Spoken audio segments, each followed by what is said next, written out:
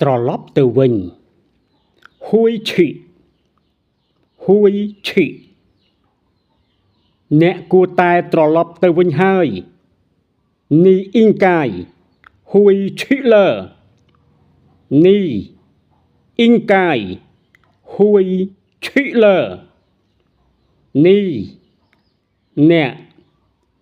អ៊ីងកាយគួរតែហួយឈីត្រឡប់ទៅវិញលើហើយនីអ៊ីងកាយហួយឈីលើអ្នកគួរតែត្រឡប់ទៅវិញហើយសូមអ្នកប្រញាប់ត្រឡប់ទៅវិញពួកយើងត្រូវការបិទទ្វារហើយឈិងនីកានខុយហួយឈី我们要关门了ឈិងនីកានខុយហួយឈី我们要关门了ឈិងសូម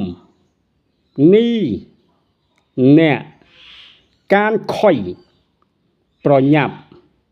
ហួយឈីត្រឡប់ទៅវិញ我们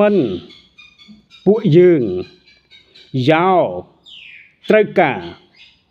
គាន់មិនបិទទ្វារលើ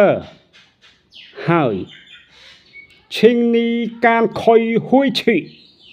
我们要关门了សូមអ្នកប្រញាប់ត្រឡប់ទៅវិញពួកយើងត្រូវការបិទទ្វារហើយ